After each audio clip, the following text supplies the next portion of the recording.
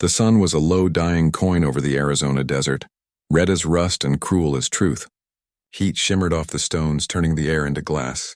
Nothing moved except the wind and the faint figure of a woman riding a broken mare that stumbled more than it trotted. Her name was Evelyn Hart, though she had long stopped answering to it. Once she'd been Mrs. Evelyn Parker, wife of a mining foreman with a house full of servants and silence.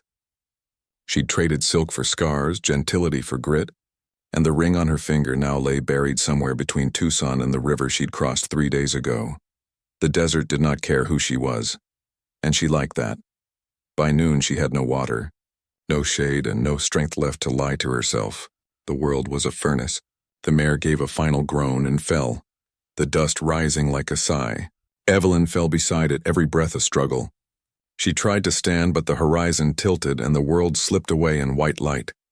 When she woke, she thought she was dreaming. There was a shadow above her. Not death, but a man.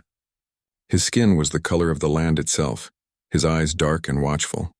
Feathers were woven into his hair, and a scar crossed his cheek like a lightning mark. His hands were steady as he poured water from a gourd into her mouth. She coughed, gasped, and looked up at him.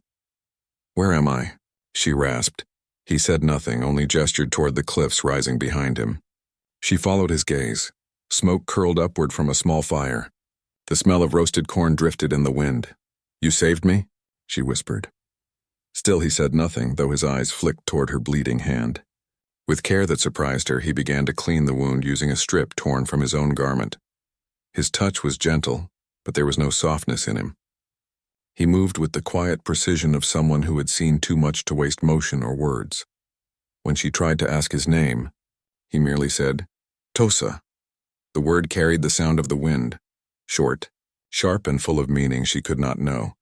That night, she sat near his fire. The canyon walls glowed orange with its light, and shadows danced like spirits in the stone. He roasted something on a stick and handed it to her. Rabbit, maybe. She didn't ask. Hunger had stripped her of manners. They ate in silence.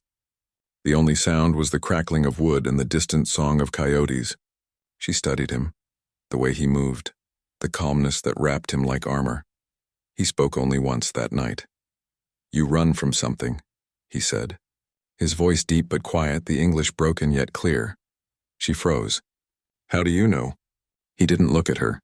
"All who come to the desert run from something." She turned her face from him, shame and defiance warring in her chest. "And you? What do you run from?" He didn't answer. Instead, he rose and walked to the edge of the firelight. There, against the vast dark sky, his figure seemed carved from the very bones of the earth. Evelyn watched him, unable to look away. There was something in that silence, not coldness but sorrow. The wind carried the scent of sage and ash. Somewhere far off, a drumbeat echoed faintly, slow, mournful, like the heart of the land itself. She slept fitfully, waking at every sound, yet feeling strangely safe.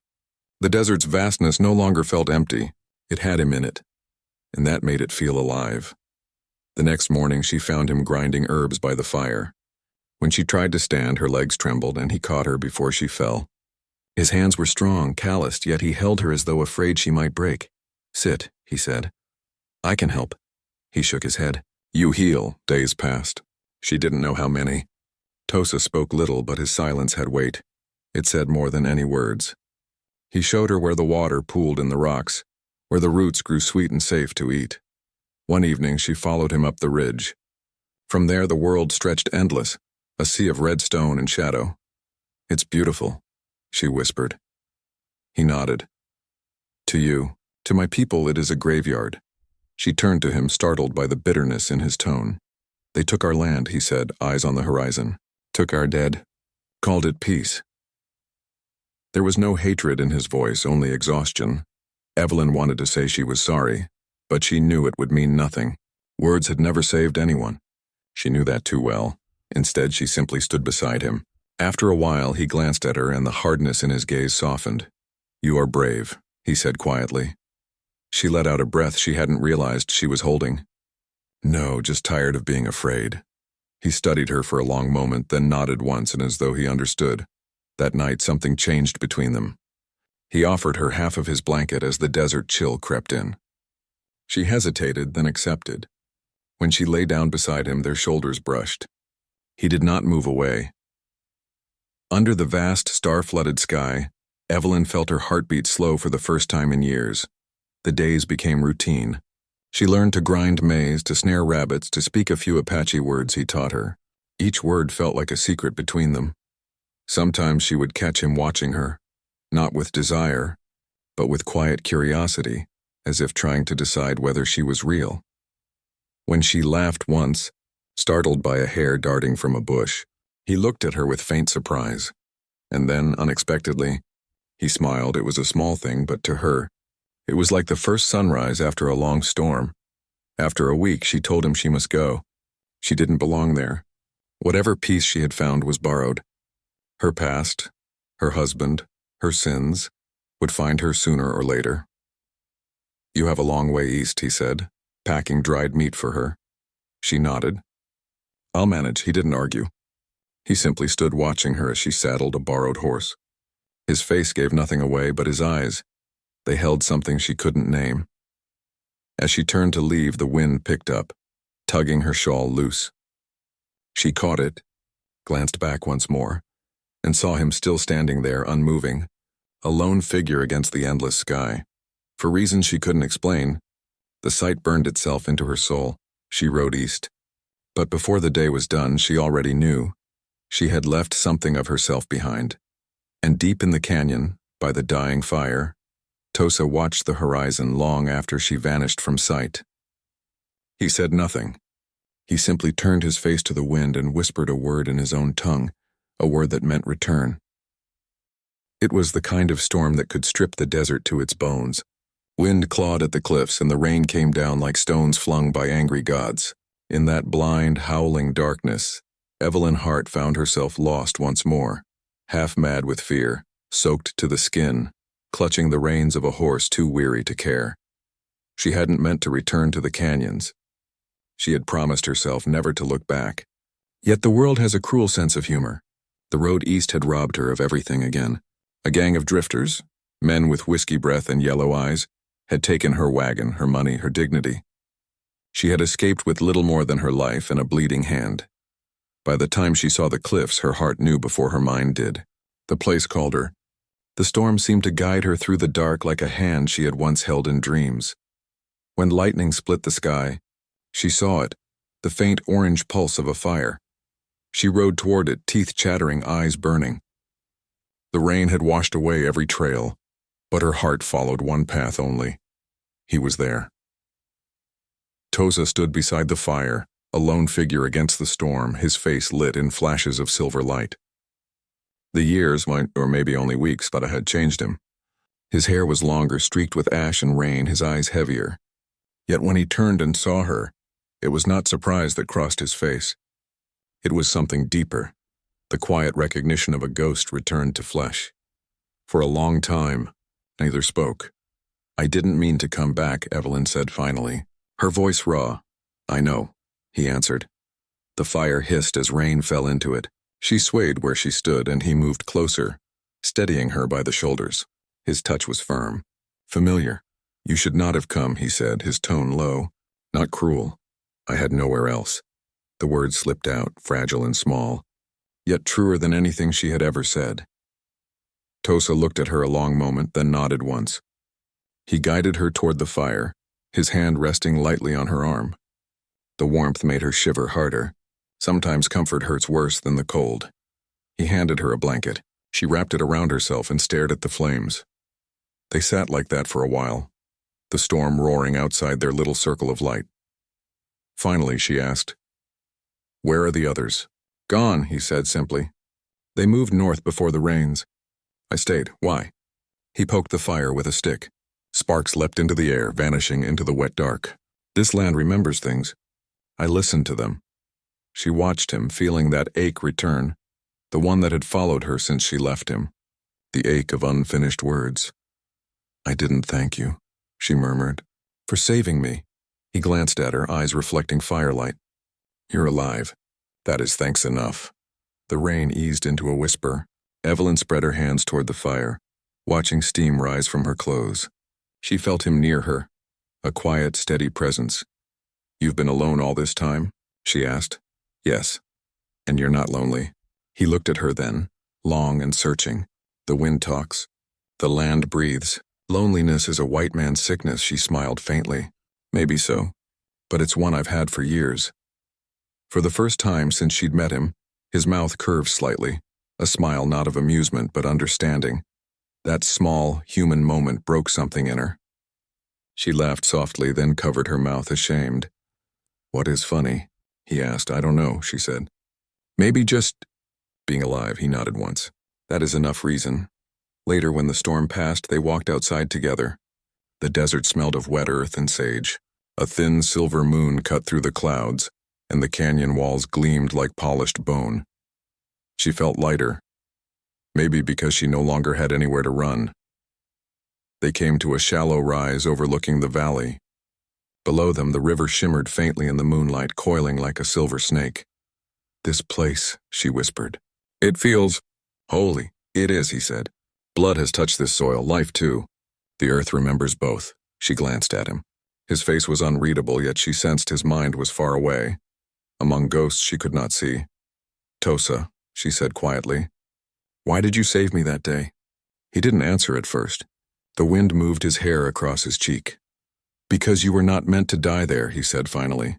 Evelyn felt her throat tighten. "You believe that? That the desert decides who lives?" "The desert is older than your God," he said, his tone without arrogance. "It knows more of mercy than men do." She looked at him. Really looked. The scar across his cheek. The lines etched deep from sun and grief. The quiet strength that never seemed to waver. And she thought, this man has carried more sorrow than 10 lifetimes, yet still he stands. That night they shared a small meal. Corn rabbit in silence. But it wasn't the same silence as before. It was softer, like the hush before dawn. Evelyn told him stories of her past, of the husband who used charm like a whip, of the night she fled with nothing but a satchel and a will to live. She told him how she'd once dreamed of being an artist, of painting the world she'd never seen. Tosa listened without interrupting. His face remained still, but his eyes flickered with something, recognition, maybe, or pity he refused to name. When she finished, she stared into the fire and whispered, "Do you ever wish things had been different?" He stirred the ashes. "Different how? That your people hadn't lost their land. That you hadn't lost." She trailed off, realizing the weight of her words. He turned to her, eyes dark as obsidian. "The wind takes what it will. I do not fight it anymore." Evelyn wanted to tell him she understood, but she didn't. Instead, she reached out, touched his hand, lightly, just enough to feel the warmth of him. He didn't pull away. When the night deepened, she rose, clutching the blanket. "I should sleep," she said. "Then leave at dawn." He watched her for a moment, expression unreadable. Then he nodded. But as she turned to go, the faintest whisper reached her through the dark. "Evelyn." She stopped, heart catching in her chest. It was the first time he'd spoken her name. She turned. He stood by the fire, eyes on her, voice low as the wind. "You came back," he said. "That means something. What does it mean?" she asked. He shook his head slowly. "The desert will tell you. When it's ready."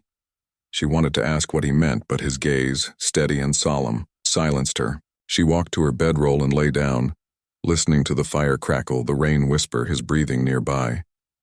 Sleep didn't come easily. Every time she closed her eyes, she saw his face lit by the storm, strong, silent, yet carrying the same ache she did. And before dawn came, she knew with a certainty that frightened her, she wasn't going to leave. Not yet. The moon was a cold silver coin in the desert sky when Evelyn Hart decided she would leave again. She sat by the fire, watching the embers pulse like tiny hearts. Each spark that leapt upward reminded her of something she was losing. Not a home, not a safety she'd never had, but a man whose silence had become her language. Tosa sat across from her, carving a piece of mesquite with his knife. His hands moved with that same quiet precision she'd come to recognize, the kind that came from discipline and grief alike. The shadows played across his face, and for a fleeting moment, she saw him as he truly was, neither savior nor savage, but simply human. A man who had seen too much and learned to say little. The wind shifted. carrying the scent of rain that wasn't coming. Somewhere in the darkness, a coyote howled. "I should go tomorrow," she said softly. He didn't look up. "Go where?" "East. There's a town a few days' ride from here. Maybe they'll need a teacher or someone to wash clothes." "You would not last a week there," she frowned. "You think me weak?" "I think the world is cruel," he said simply. "And you still believe it can be kind?" His words struck something deep in her. For a long while, neither spoke. The fire snapped between them, the only voice left. At last, she stood. "Maybe you're right. But I can't stay here forever, Tosa." He lifted his gaze then, dark eyes reflecting firelight. "Why not?" "Because this isn't my world." He studied her, the knife pausing mid-cut. "The earth is everyone's world," he said. "It doesn't belong to color or tongue." "It's not that simple," she whispered. He set the carving down, rose slowly. "You make it not simple." His nearness unsettled her, not with fear, but with something more dangerous. The pull of something she didn't dare name. His presence filled the space between them, as sure and steady as the desert wind. "I'll leave at sunrise," she said again, trying to make it sound like truth. Tosa looked at her for a long, searching moment, then his voice came, soft as breath. "Not tonight. Please stay." It wasn't command. It wasn't plea. It was something in between. The human cry of one who had lost too much already, and something in her broke. She sat again, her heart thudding in her throat. The fire popped, sending sparks into the cool night air. "Why?" she asked, her voice trembling. He hesitated before answering. "Because the wind is lonely tonight." It was such a strange thing to say, simple, honest, and heavy with meaning. Evelyn didn't understand it, not fully, but she felt it all the same. Tosa crouched near the fire again, feeding it a dry branch. The light flared, brushing gold over his face, his scar, the strong line of his jaw. For the first time she saw not just the warrior, but the man, weary, human, and beautifully flawed. "I've stayed too long already," she whispered. But she didn't move. He looked at her, truly looked as though seeing her soul. "Sometimes staying is braver than leaving." His words sank deep. She lowered her gaze to her hands, trembling in her lap. "I don't know if I'm brave." "You are," he said simply. Silence stretched again, long and gentle. The desert breathed around them. Finally he spoke, voice low.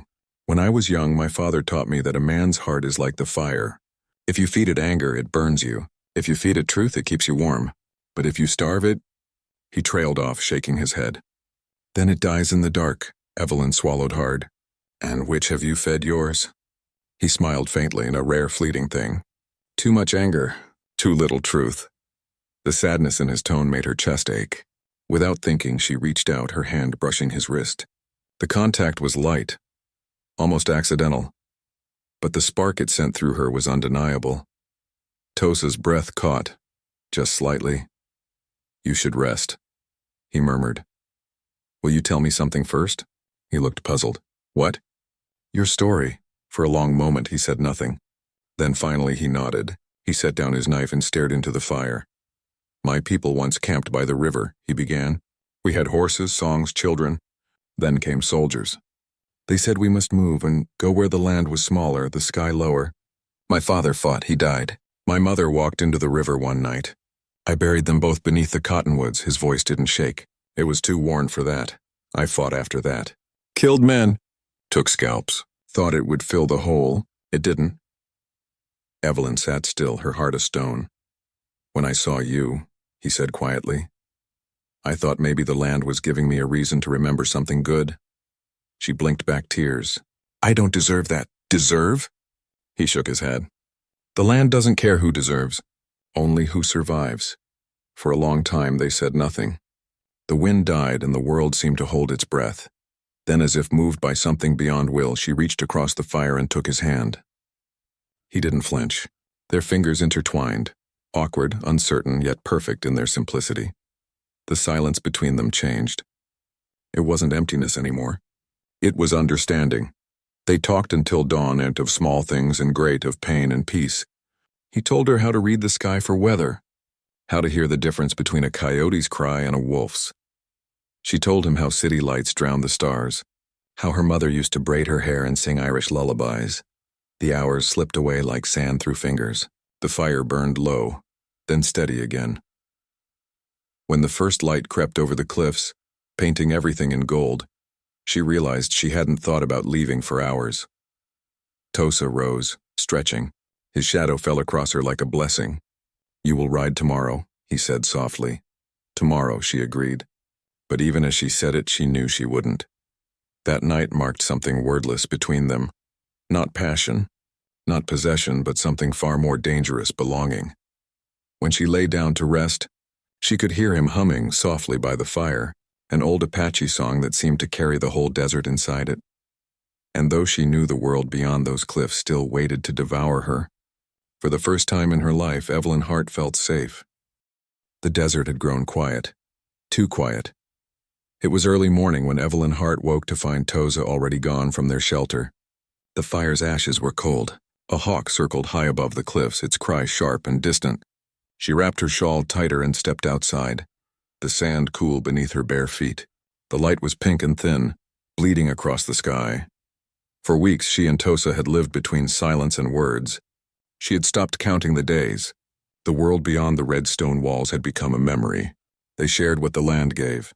Rabbit, mesquite, water caught from rain. Sometimes they spoke in pieces of both languages, sometimes not at all. Words, they had learned, were the least important thing between them. She began to think perhaps this was how the rest of her life might pass, in the quiet rhythm of survival, with Tosa's steady presence beside her. But that peace shattered with the distant echo of hooves. At first she thought it was thunder. Then she saw the dust. Tosa appeared from behind the rocks, his expression carved in stone. "Riders," he said, voice low. Evelyn's blood went cold. "Who?" He didn't answer, but his eyes told her enough.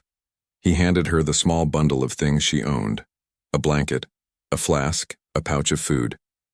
"Go," he said. "Follow the ravine to the east. You'll find the river." She stared at him, unable to move. "What about you?" "I will lead them away." "No." Her voice broke. "You can't. They are not your men," he said. "They are hunters. They hunt anything that bleeds." She knew then he meant white men, bounty riders, maybe soldiers, maybe worse, the ones who didn't see a difference between a fugitive wife and an Apache outlaw. Tosa gripped her shoulders, forcing her to meet his gaze. "You go now. I won't leave you." His jaw tightened. "If you stay, you die." Her voice came in a whisper. "Then I die." For the first time since she had known him, his mask cracked. Pain, fierce and helpless, crossed his eyes. "Evelyn," he said softly, "do not make me watch another grave fill." Something in his tone, that quiet breaking, made her chest ache. She wanted to obey him, but she couldn't. He saw it too. He sighed almost tenderly. "You have the heart of a hawk," he murmured. "But even hawks must fly from fire." The sound of hooves grew louder. He pulled her close then, suddenly, fiercely, and kissed her forehead. It was not a lover's kiss. It was a promise. "Go," he whispered again. And then he was gone, vanishing into the rocks like smoke. Evelyn ran east. The ground tore at her feet, the wind clawed her face. Behind her came the shouts of men, harsh, drunk on purpose. Gunfire cracked through the air, echoing off the cliffs. She stumbled, caught herself, kept running. By the time she reached the ridge, she turned and saw them. 4 riders, dust rising behind them. One carried a rifle slung low, and between them and her, Tosa stood. He was a dark shape against the glare, unmovable. The riders slowed, wary. They shouted something she couldn't make out. Tosa didn't answer. The rifleman lifted his gun. The sound that followed tore through the canyon, a shot, a cry, the echo of it rolling like thunder. Evelyn screamed his name, though the wind carried it away.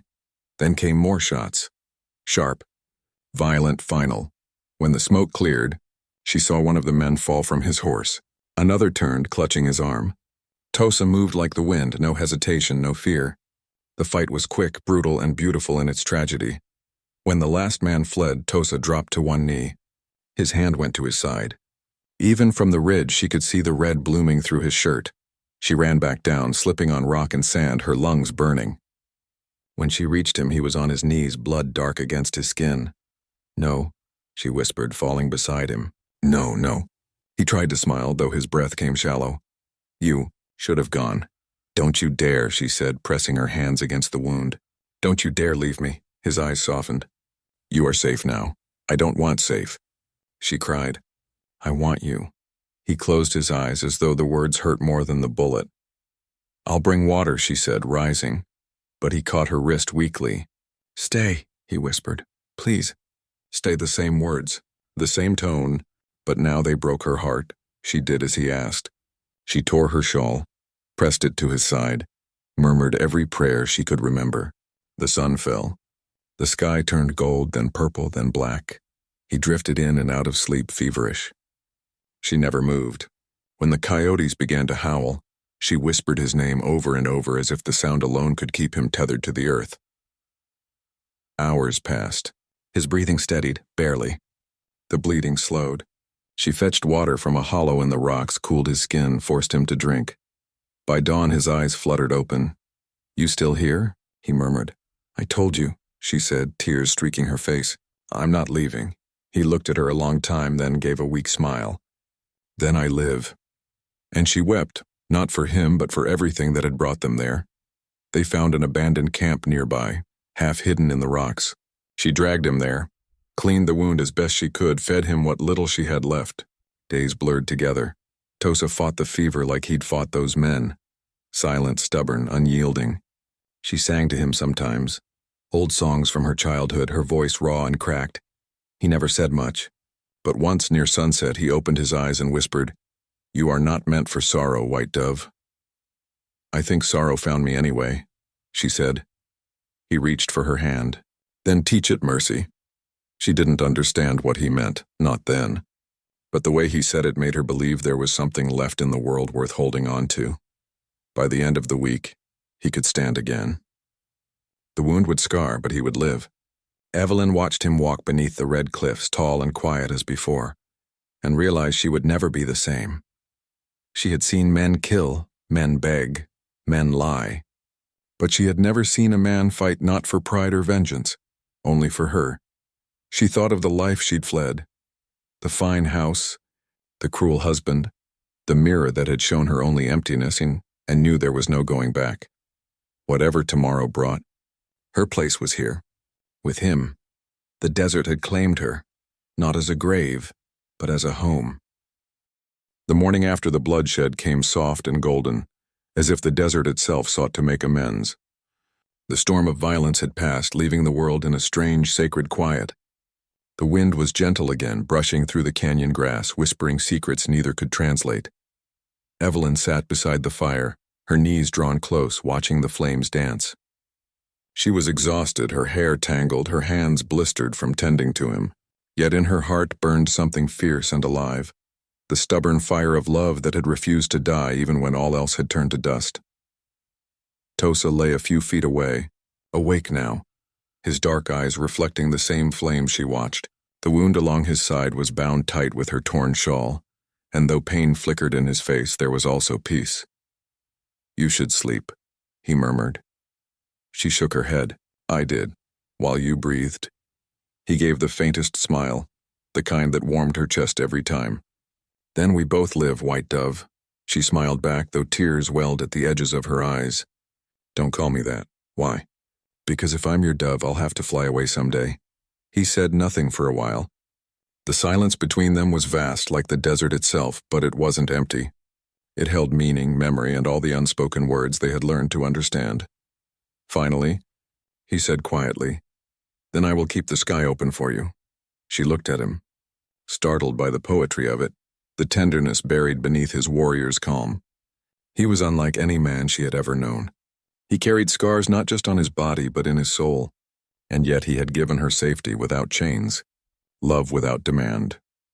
The days that followed became their rhythm, small moments of rebuilding, as though they were two spirits learning the shape of life anew. Evelyn learned to set traps the Apache way, to listen for water beneath rock, to read the signs of the wind. Tosa healed slowly, teaching her as he gained his strength back. Once, while they gathered wood near the ravine, she asked, Do you ever wish things had been different? He paused. Different how? That the world was kinder, that people didn't see you as a ghost or an enemy, He tilted his head, considering. A river does not ask the mountain to move. It finds its way around, she smiled faintly. And if the way is blocked? Then the river cuts through stone. That answer stayed with her. He lived by it, patient, relentless, true.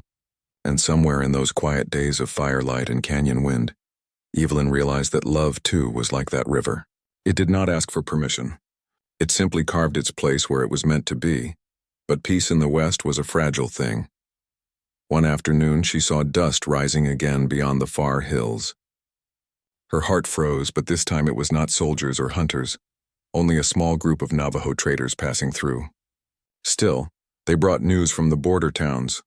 A white woman gone missing from Prescott. A bounty on the Apache believed to have taken her. Evelyn's hands trembled as she listened. Tosa's jaw hardened. They will come again, he said. Then we run. He looked at her long and hard. You would leave your own world behind? She stepped close, her voice steady. That world left me a long time ago. He studied her, eyes softening with something between wonder and sorrow. If you stay, you will never go back, never. She reached up, touching the scar at his jaw. Then let it be never. He drew a breath, deep and trembling. A man used to war but undone by a woman's courage. You should hate this land, he said. But you love it. I love what it gave me, she whispered. He nodded, slow, reverent. Then you are no longer just a dove. What am I then? His lips curved faintly. A hawk who chose her sky. That night they built a small fire beneath a canyon ledge, watching the stars rise like silver dust over the desert. The air smelled of rain that would never fall. Evelyn leaned against his shoulder. When you first found me, she said, I thought you'd kill me. He chuckled softly. I thought you would scream until the coyotes joined you. She laughed, the sound light and strange in the stillness. Maybe I should have. Maybe you should have run farther, he said. She looked up at him. I did run. Straight into you. Tosa met her gaze then, long, deep, unbroken. The fire cracked softly between them. Slowly, he reached out and brushed a strand of hair from her face. His fingers were rough, careful, reverent, like a man touching something sacred. When he spoke, it was barely a whisper. Not tonight, he said, Mani, the same words as before, but gentler now, filled with something eternal. Please, stay. She didn't answer with words. She simply stayed. At dawn, the desert came alive with color, gold, rose, and the pale shimmer of mist. She woke to the sound of his breathing beside her, steady and quiet. The world beyond the canyon still hunted, still burned, still broke hearts and lives. But here, for this single morning, they were beyond its reach. She rose and looked east, watching the sun spill over the ridges. Behind her, Tosa stirred. He called softly, Evelyn. She turned. He sat up slowly, his dark hair loose, his eyes catching the light. When I am gone, he said, the earth will remember you. Don't say that, she whispered. It will remember your footprints, he continued. And the wind will carry your name. That is how the desert keeps its love, and not in holding, but in echo. She knelt beside him, taking his hand. Then promise me something. What? That if one of us is lost, the other will listen for that echo? Always. He nodded once, solemnly. Always. They stayed there for many months, hidden from the world, living between seasons, planting where the earth allowed, hunting when it didn't. The bond between them grew not from passion alone, but from endurance.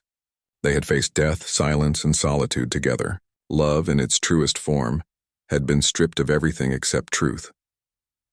Sometimes when night fell, she would sing softly beside the fire, and he would listen with his eyes closed.